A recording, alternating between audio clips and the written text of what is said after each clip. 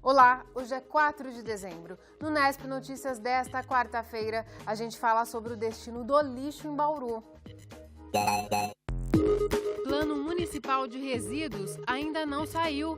Aqui poderá ser a expansão do aterro sanitário. Mais espaço para se colocar mais lixo. Só que esse espaço também vai acabar. E uma nova solução para o lixo da cidade deverá ser encontrada. Acidente na Lagoa da Bela Olinda alerta para o risco de afogamentos. Há uma vitória do título. Bauru Basquete tenta conter a euforia.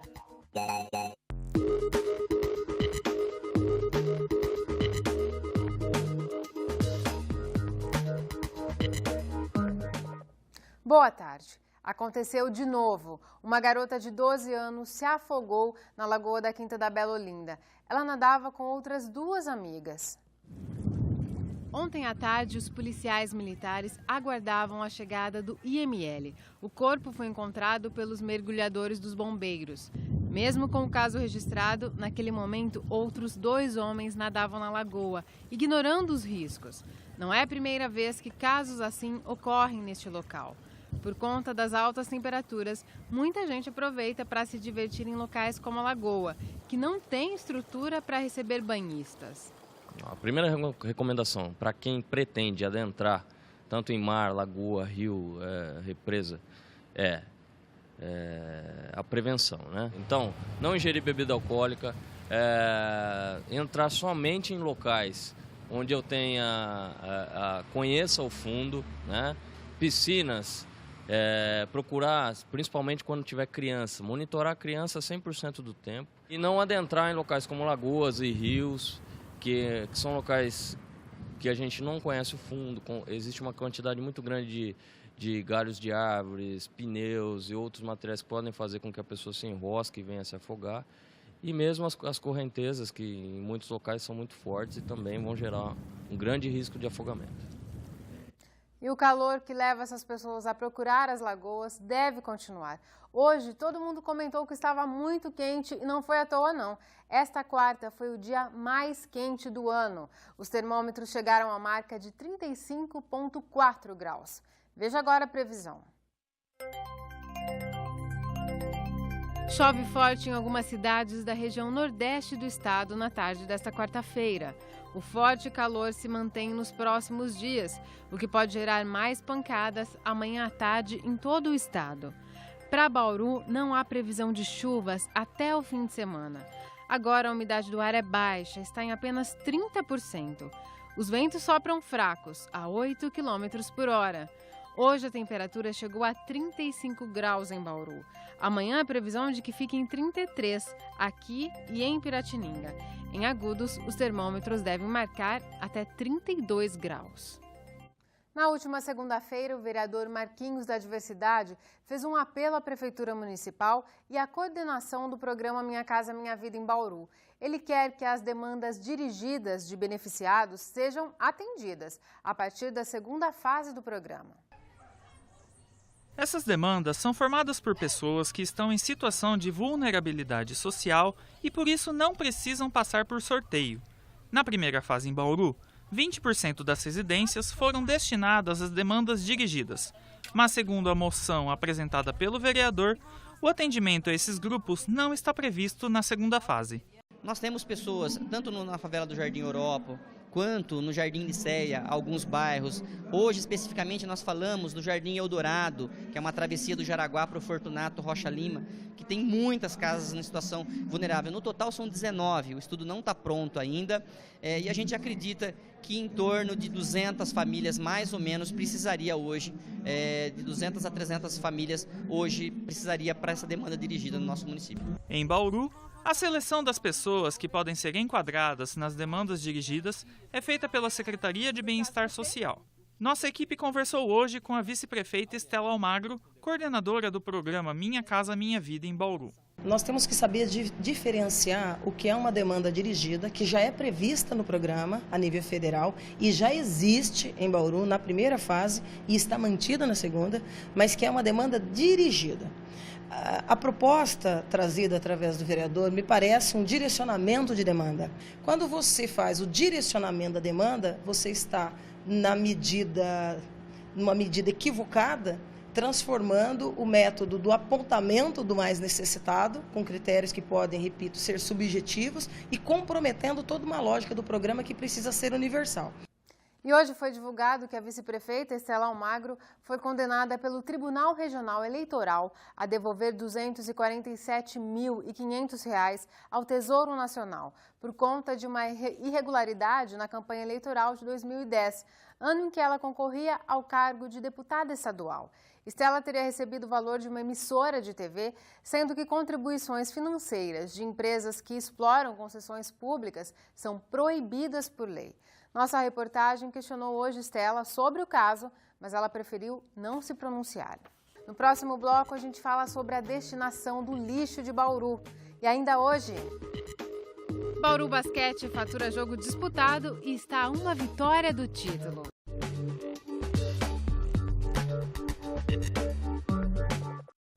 Ontem você viu aqui no Nesp Notícias que a Prefeitura de Bauru e a Câmara Municipal haviam chegado a um acordo em relação à proposta de aumento do IPTU. Mas em uma reunião realizada hoje entre a Comissão de Economia, Finanças e Orçamento e mais 4 vereadores, além de o secretário de Finanças, Marcos Garcia, foi definida uma nova proposta. No encontro, ficou decidido que os imóveis com valor venal de R$ 150 mil a R$ 300 mil terão aumento de 10%, não de 12%.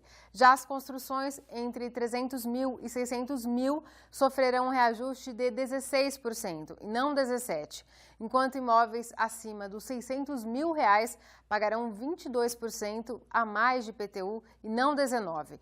Para os terrenos, o reajuste chegará a 28%, contra 24% da proposta anterior.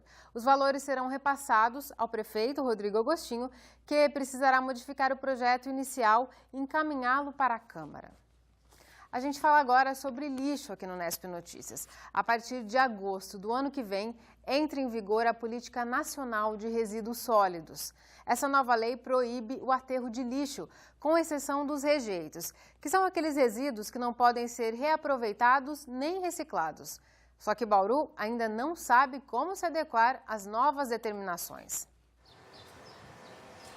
Todos os dias, a Endurbe coleta cerca de 260 toneladas de lixo comum.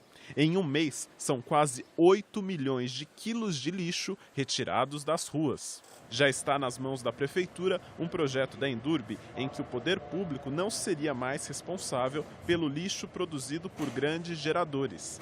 Atualmente, algumas empresas já fazem isso. 2 vezes por semana, esse caminhão vai até o Boulevard Shopping e recolhe por mês 30 mil quilos de lixo, produzido em todas as áreas do empreendimento. O material é colocado neste compactador.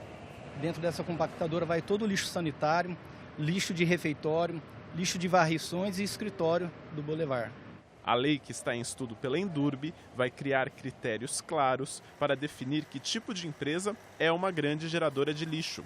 Hoje, shoppings, supermercados, clínicas médicas e restaurantes não contam com o serviço da Endurbe para o descarte de lixo. Na verdade, não tem uma legislação específica. O que fala é que a Endurbe tem que fazer a coleta domiciliar.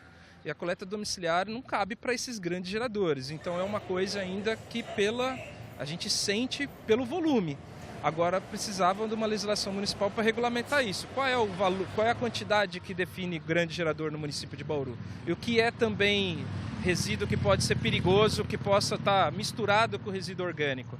Isso precisa ser definido. O lixo comum recolhido pela Endurbe ou por empresas particulares vem parar neste aterro. Em breve, todo o espaço estará coberto de lixo. Uma empresa foi contratada pela Prefeitura para analisar a situação dos resíduos da cidade e finalizar o Plano Municipal de Resíduos Sólidos, que deveria estar pronto desde 2012. Olha, a gente acabou de iniciar uma área de expansão que a gente visualiza mais 2 anos de capacidade de resíduos.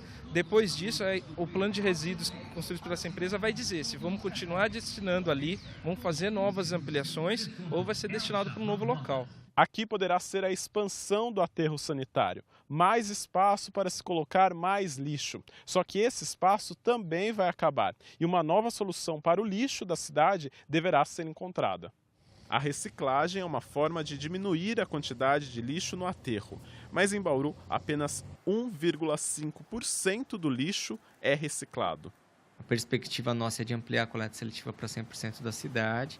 Nós esperamos, até o final desse ano, estar com o plano de resíduo concluído e com uma perspectiva de mais 2 pontos para triagem de resíduos.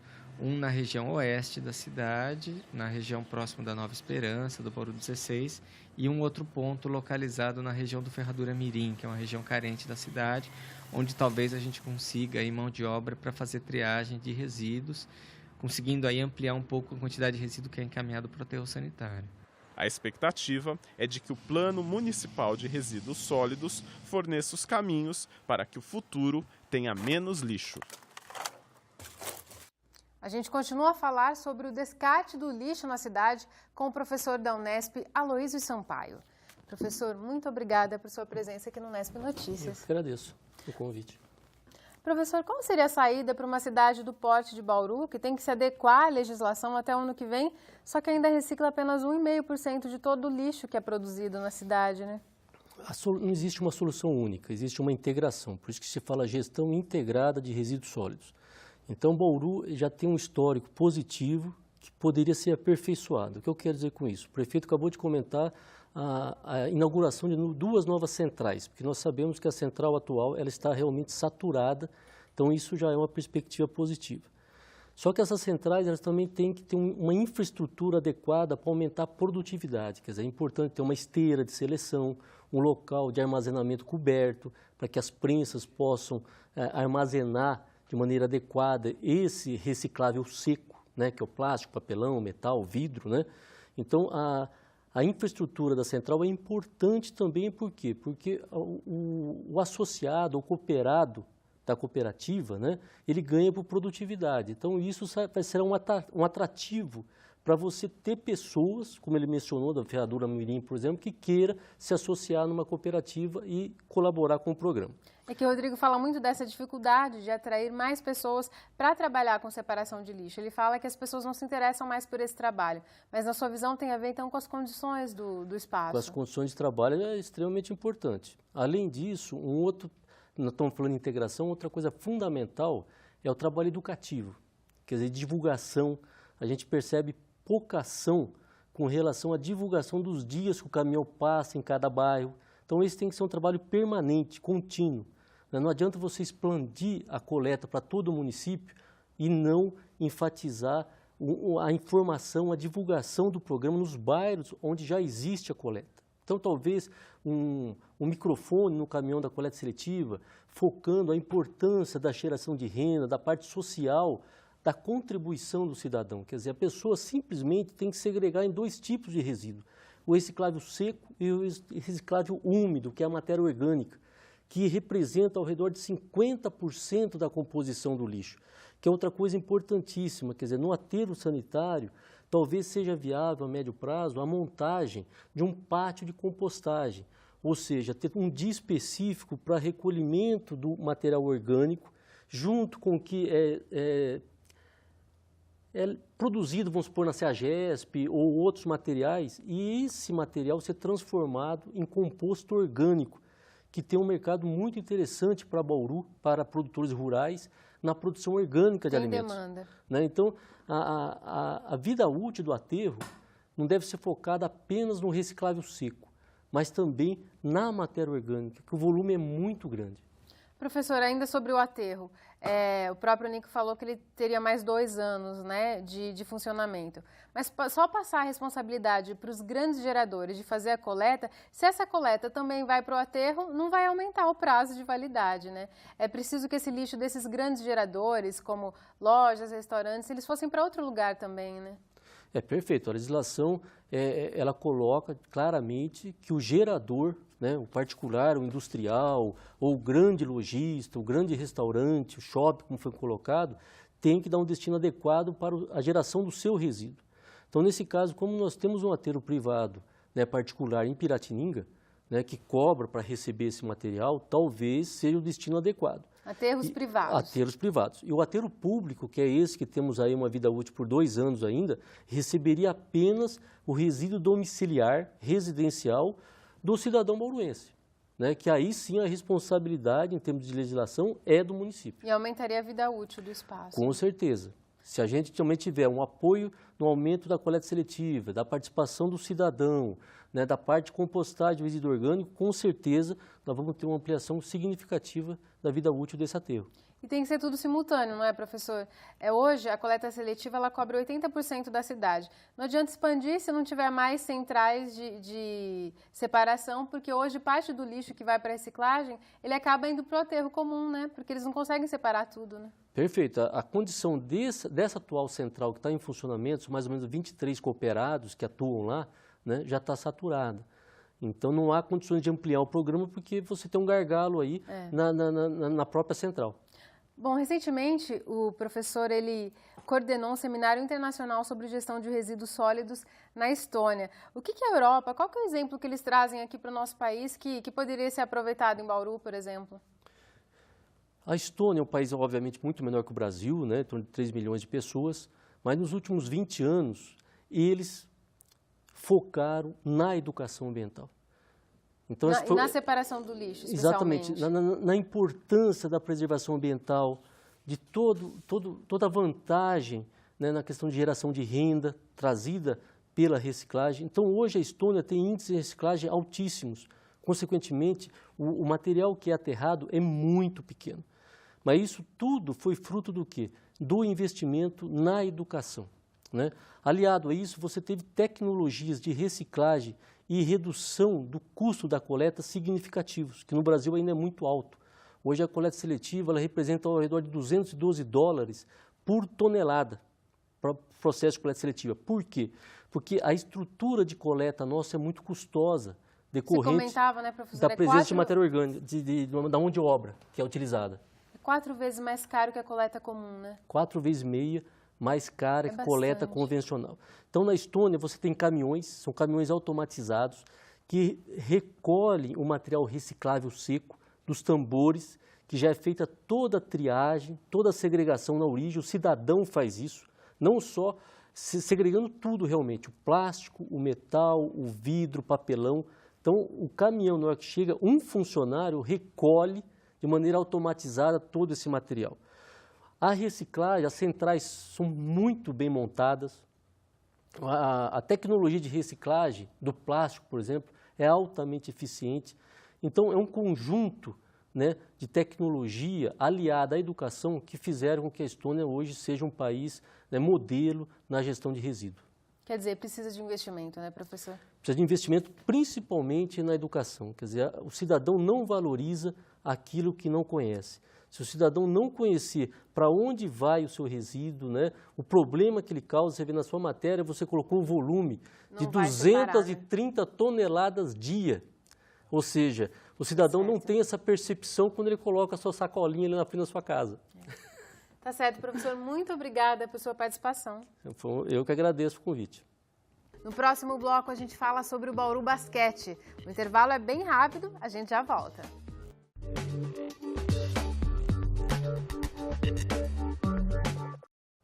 O Bauru Basquete está a apenas uma vitória de conquistar o título do Campeonato Paulista.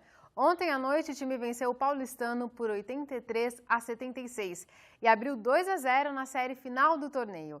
A partida foi disputada no ginásio Panela de Pressão, que estava completamente lotado. O repórter Júlio Penariol acompanhou. A primeira cesta do jogo foi convertida pelo pivô Murilo e já mostrava qual seria um dos diferenciais do Bauru Basquete na noite, a bola de 3 pontos. Ao todo, a equipe acertou 9 cestas de 3 somente no primeiro tempo. Você acha que as bolas de 3 pontos de Bauru têm sido fundamentais hoje? Com certeza, tem sido realmente do Barrios, do Andrezão, que eu vi em treinos e realmente eles vieram para fazer de 3 a diferença, que é o que falta realmente para eles um pouquinho. Durante todo o primeiro tempo, o time bauruense se manteve à frente no placar. Com marcação forte na defesa e contra-ataque rápido e eficiente, a equipe foi abrindo vantagem. Nem a expulsão do ala Pilar, do paulistano, e do pivô Lucas Tischer, de Bauru, após uma discussão entre os jogadores, diminuiu a intensidade do jogo. Bauru foi para o intervalo, vencendo por 51-37. O que você acha que Bauru tem que fazer para que o paulistano não vire o jogo no segundo tempo? Continuar focado até o final e evitar aquele apagão que aconteceu no jogo lá no Uruguai, para não... Lá estava 17 pontos, aqui estão 14, vamos tentar manter essa vantagem até o final para a gente continuar assim. E parece até que o Vinícius sabia o que iria acontecer. O que se viu no segundo tempo foi outro jogo. O paulistano voltou mais disposto e aos poucos a diferença no placar foi caindo, até ficar empatado em 61-61.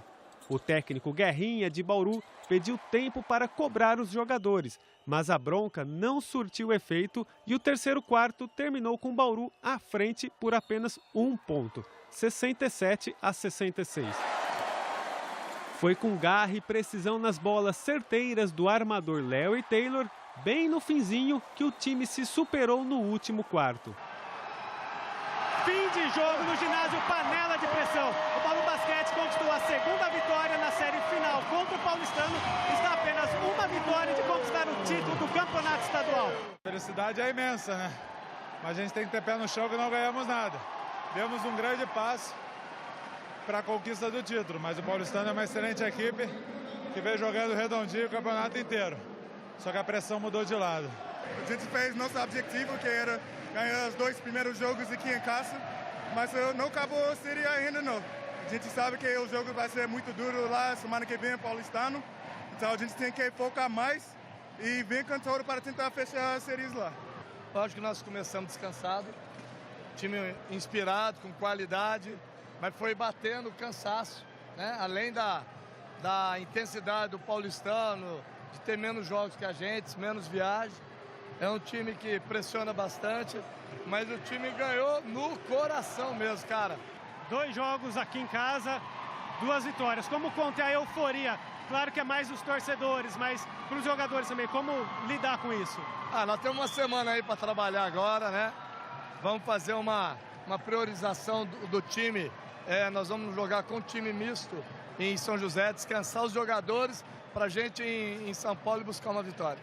E se o time fala em ter os pés no chão, a torcida acredita que o título já pode vir na próxima partida em São Paulo. Ele cumpriu com o dever de casa e vamos para São Paulo agora, né? Na segunda-feira, com certeza, estamos lá.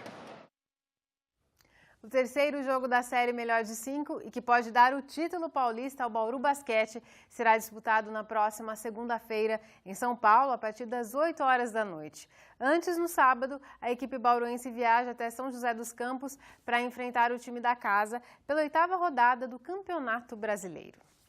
O Nesp Notícias fica por aqui. Amanhã, às 5h30 da tarde, a gente volta. Tchau!